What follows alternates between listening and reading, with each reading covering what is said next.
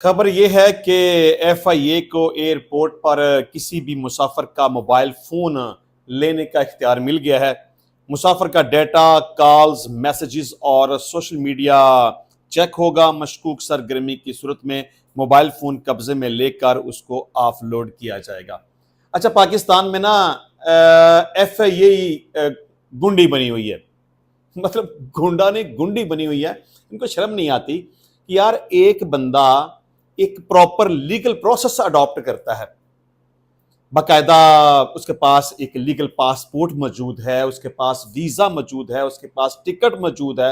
उसने तमाम जो लीगल फॉर्मेलिटीज़ हैं वो पूरी की हुई हैं और वो सारे ख़ानदान को, फैमिली वालों को, दोस्तों को मिलकर जा रहा होता है कि भाई मैं जा रहा हूँ, अलविदाई मुलाकात कर लें।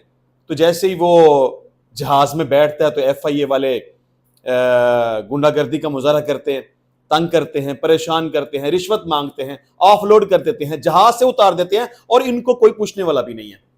इस हवाले से मुतअद्दद दरखास्तें हाई कोर्ट में पेंडिंग पड़ी हुई हैं, बल्कि हाई कोर्ट का बाकायदा इसके ऊपर फैसला भी आ चुका हुआ है। अभी कल की बात है कि मैं हाई कोर्ट में मौजूद था, तो इसी तरह का एक केस की समाअत हो रही थी। तो जज साहब ने कहा एफआईए वालों को कि भाई जब इसके पास तमाम सबूत हैं, तमाम डॉक्यूमेंट्स मौजूद हैं, आपको क्या चाहिए? मतलब जो रिक्वायर्ड शो मनी है वो है, होटल की बुकिंग है, वीजा है, टिकट है, पासपोर्ट है, सब कुछ है, तो फिर आपको मसला क्या है? आप क्यों तंग करते हैं? लेकिन अदालतों की कोई नहीं सुनता। एफआईए वाले अपनी मर्जी करते हैं, लोगों को तंग करते हैं। और अब एक नई खबर आ गई जी, फोन कब्जे में लेना, उसको चेक करना, ये वो।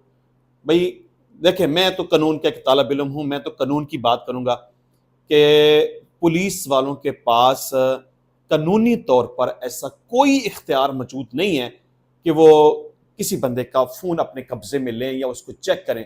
हर बंदे की एक प्राइवेसी है, किसी की प्राइवेसी में मुदाखलत नहीं की जा सकती। हाँ, ये एक अलग बात है कि भाई वो कोई क्रिमिनल है, उसके खिलाफ कोई एफआईआर है, वो इश्तिहारी है, वो भागा हुआ है, चले फिर तो आप उसका फोन कब्जे में लें।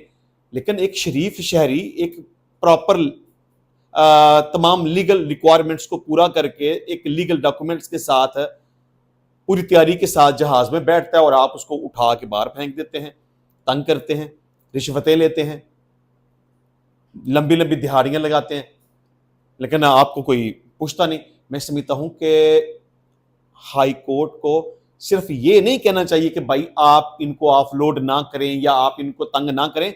इस तरह का केस जब भी अदालत के पास आए तो शराफत का या नरमी का मेरा ख्याल है इसमें मुजाहरा नहीं करना चाहिए, ना सिर्फ डिक्टेट करना चाहिए कि भाई आप ऐसा ना करें। नहीं, आप बाख्तियार हैं, आपके पास ताकत है, आपको अपनी ताकत का कानून के दायरे के अंदर रहते हुए इस्तेमाल करना चाहिए।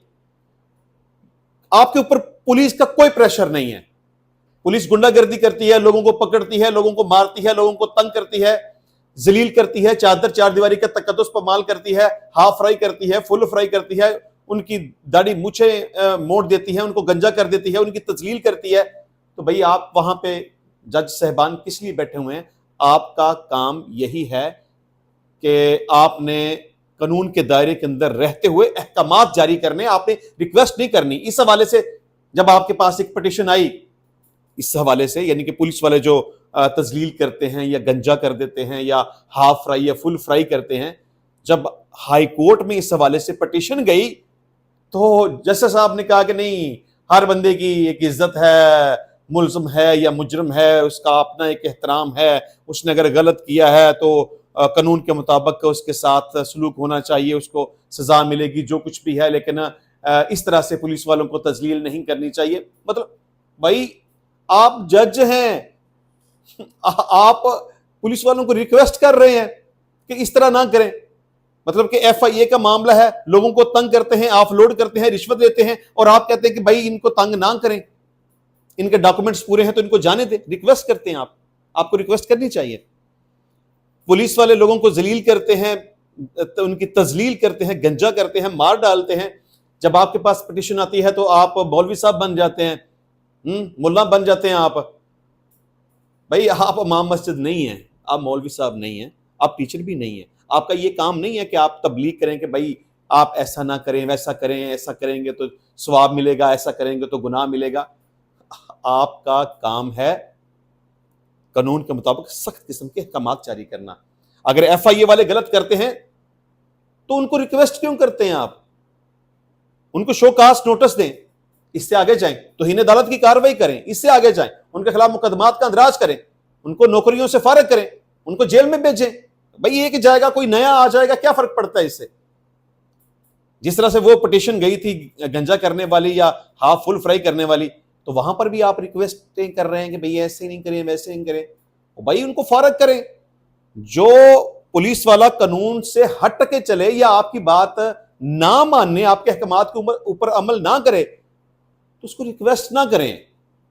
مولوی صاحب نہ بنے، ٹیچر نہ بنے، احکامات جاری کریں، ان کے خلاف مقدمات کا اندراج ہونے دیں، بلکہ آرڈر کریں کہ ان کے خلاف مقدمہ درج کر کے ایف آئی آر آپ کے پاس پہنچائی جائے، ان کو نوکریوں سے فارغ کریں، ان کو جیلوں کے اندر بند کریں۔ پھر دیکھتے ہیں۔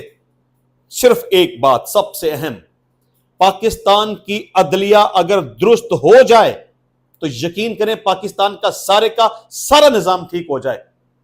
اگر میں ججز کی بات کر رہا ہوں کہ کمزوری کا مظاہرہ کریں گے، نالائکی کا مظاہرہ کریں گے، من مانی اپنی ضمیر اور سوچ کے مطابق فیصلے نہیں کریں گے، پریشر میں آ کے فیصلے کریں گے، ڈر اور خوف کے سائے میں رہ کے فیصلے کریں گے، تو پھر نہیں۔ ججز کا رول ہر ملک میں، ہر معاشرے میں سب سے امپورٹنٹ ہے۔ تو خود کو آزاد کریں۔ 140واں نمبر نہیں آپ کا ہونا چاہیے انصاف کی فراہمی میں، اور کرپشن میں آپ کا نمبر ٹاپ کے اوپر نہیں ہونا چاہیے۔ اپنے اختیارات کا درست استعمال کریں، ضمیر کے مطابق قانون اور آئین کے دائرے کے اندر رہتے ہوئے۔ آپ کی آنکھوں کے سامنے ایف آئی اے والے ذلیل کرتے ہیں، آپ کچھ نہیں کر پا رہے۔